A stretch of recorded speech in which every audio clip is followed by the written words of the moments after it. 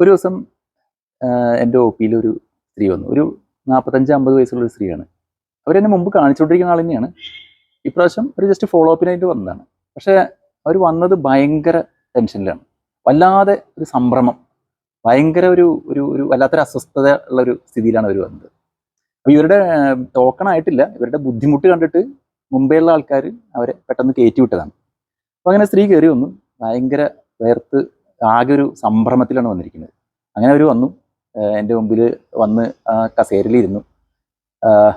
എൻ്റെ നേരെ ഒരു റിപ്പോർട്ട് നീട്ടി. സാറ് നോക്ക്, തീരെ വയ്യ എന്നിട്ട് കയ്യും തലയും വെച്ച് അത് കിടപ്പായി മേശയിൽ. ഞാൻ വിചാരിച്ചു എന്ത് പറ്റി, ഇവർക്ക് വലിയ കുഴപ്പമൊന്നും ഉണ്ടായിരുന്നില്ല, എന്താ പെട്ടെന്ന് ഇങ്ങനെ സംഭവിക്കുക. ഞാൻ നോക്കിയ റിപ്പോർട്ട് തുറന്നു നോക്കി. അപ്പോൾ അതൊരു തൈറോയിഡിൻ്റെ റിപ്പോർട്ടാണ്. ഞാൻ നോക്കി, നോർമലാണ്, പ്രത്യേകിച്ച് കുഴപ്പമൊന്നും കണ്ടില്ല. ഞാനോട് പറഞ്ഞു, എന്താ പ്രശ്നം, എന്തെങ്കിലുമൊന്നും ഇല്ലല്ലോ, നോർമലാണല്ലോ. സാറത് നോക്ക്, ആകെ പ്രശ്നമാണ് സാറ്, തീരെ വയ്യ, ഒരു രക്ഷയില്ല, തീരെ വയ്യാണ്ടായിരിക്കുന്നു, എന്താ ചെയ്യാന്ന് അറിയില്ല എന്ന് പറഞ്ഞിട്ട് ആ സ്ത്രീ കിടക്കുകയാണ്. അപ്പോൾ ഞാൻ ഒന്നുകൂടി തുറന്നു നോക്കി, തൈറോയിഡിൻ്റെ റിപ്പോർട്ട് നോർമലാണ്. TSH 4.5.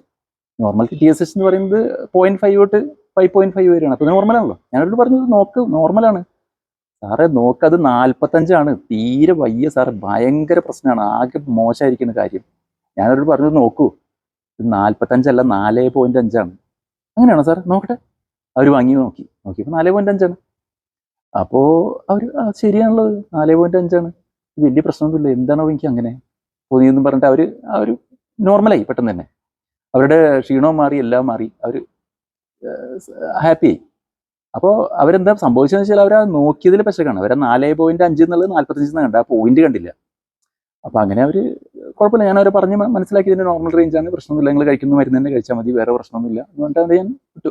അങ്ങനെ തീരെ വയ്യാണ്ട് വന്നിരുന്ന സ്ത്രീ വളരെ നോർമലായിട്ട് തിരിച്ചു പോവുകയും ചെയ്തു. കാണുന്നവർക്ക് ഒരു അത്ഭുതമായി, നമുക്കൊരു സന്തോഷമാവുകയും ചെയ്തു.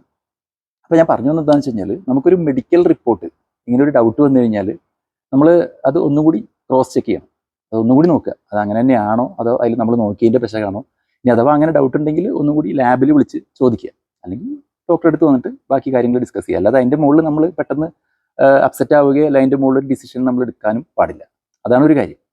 പിന്നെ രണ്ടാമത്തെ കാര്യം, നമ്മുടെ മനസ്സ് നമ്മുടെ ശരീരത്തിനെ എങ്ങനെ സ്വാധീനിക്കുന്നു എന്നുള്ളതാണ്.